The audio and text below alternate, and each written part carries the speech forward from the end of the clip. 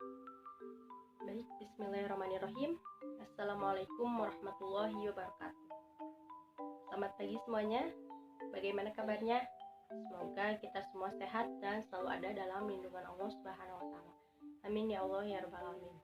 Alhamdulillah, kita bertemu lagi pada pertemuan yang keempat dalam mata pelajaran Pendidikan Agama Islam dan Budi Pekerti bersama saya Frista Safa Salsabila.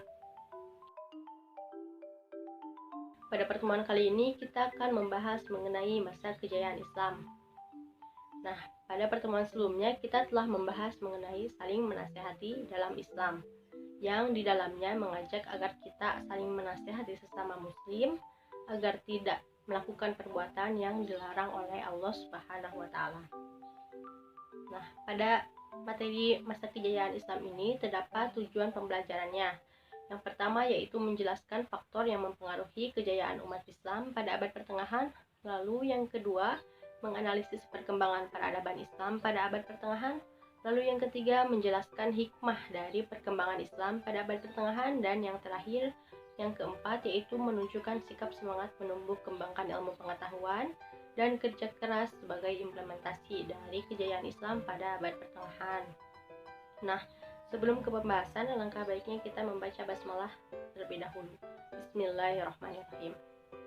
Langsung saja kita pada materi kali ini kita akan membahas 3 pembahasan. Yang pertama yaitu periodisasi sejarah Islam, yang kedua masa kejayaan Islam, dan yang ketiga tokoh-tokoh pada masa kejayaan Islam.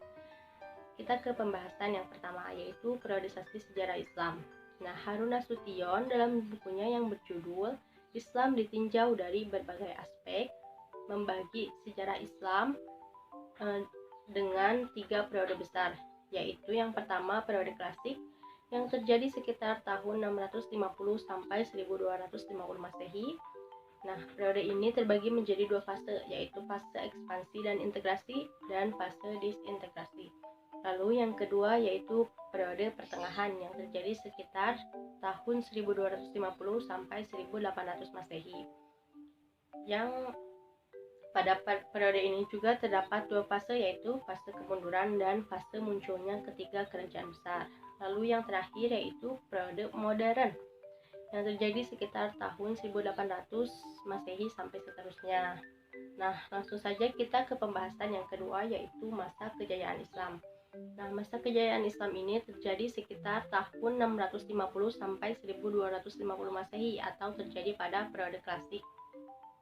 Nah, pada masa ini juga terdapat 2 kerajaan besar yaitu dinasti Umayyah dan dinasti Abbasiyah.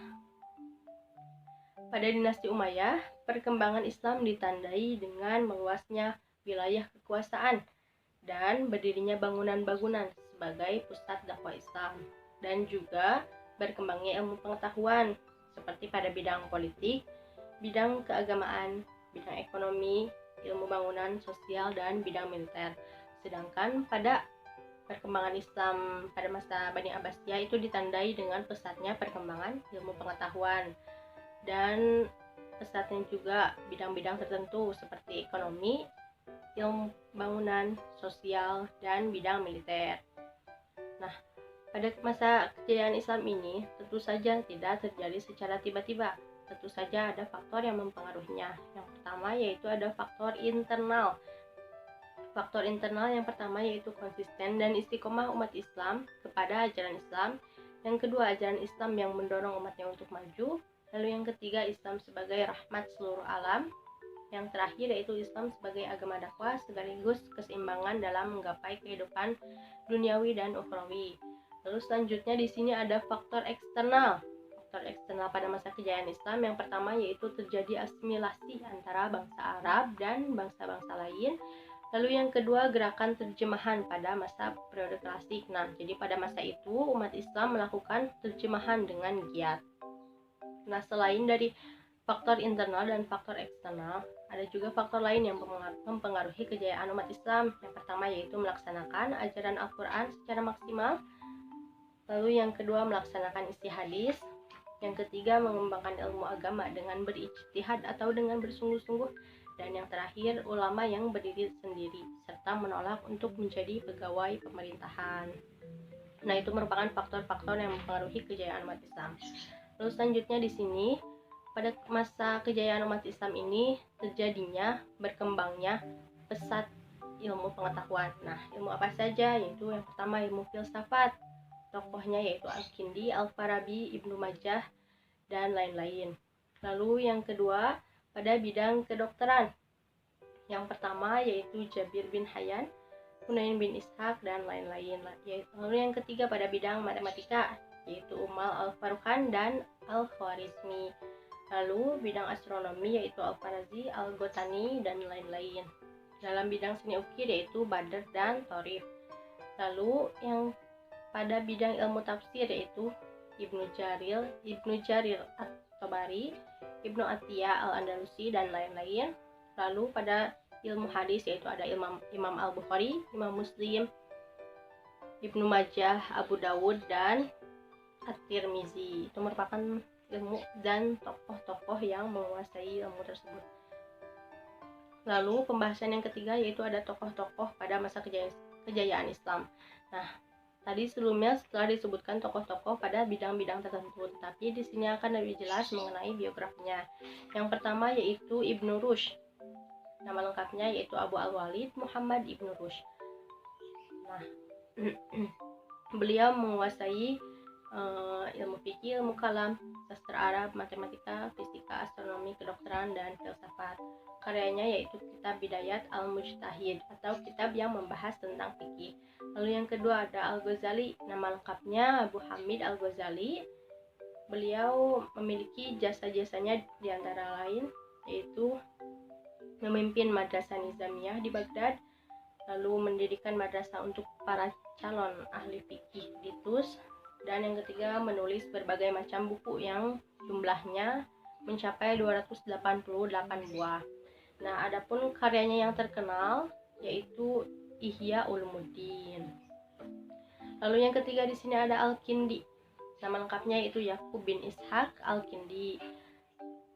Beliau menguasai ilmu filsafat, logika, astronomi, kedokteran, ilmu jiwa, politik, musik, dan matematika. Adapun karyanya yaitu Failasuf Al-Arab atau filosofi orang Arab. Lalu yang ketiga ada Al-Farabi. Nama lengkapnya Abu Nasr Muhammad Ibnu Tarkan Ibnu Ustad Al-Farabi. Beliau menguasai ilmu logika, musik, kemiliteran, matematika, metafisika, ilmu alam, teologi, dan astronomi. Adapun karyanya yaitu Ar-Ra'al Al-Madinah wal Fadilah. Lalu yang terakhir yaitu ada Ibnu Sina. Nama lengkapnya yaitu Abu Ali Al-Husain Ibnu Abdullah Ibnu Sina. Beliau menguasai bahasa Arab, geometri, fisika, logika, ilmu hukum Islam, teologi Islam, dan ilmu kedokteran. Adapun karyanya yaitu Al-Qanun fi At-Tib. Nah, itu merupakan tokoh-tokoh pada masa kejayaan Islam. Mungkin hanya itu yang dapat saya sampaikan. Jadi dapat disimpulkan, yang pertama yaitu periodisasi kejayaan Islam terbagi menjadi 3 periode. Yang pertama itu periode klasik, yang kedua periode pertengahan, dan periode modern. Lalu pada masa kejayaan Islam itu terdapat 2 kerajaan Islam, yaitu kerajaan Umayyah atau dinasti Umayyah dan kerajaan Abbasiyah atau dinasti Abbasiyah. Lalu ada tokoh-tokoh yang terdapat pada masa kejayaan Islam. Yang pertama yaitu Ibnu Rushd, lalu Al-Ghazali, Al-Kindi, Al-Farabi, dan Ibnu Sina.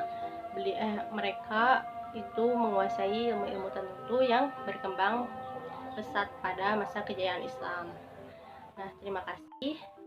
Mohon maaf bila terdapat banyak kesalahan. Assalamualaikum warahmatullahi wabarakatuh.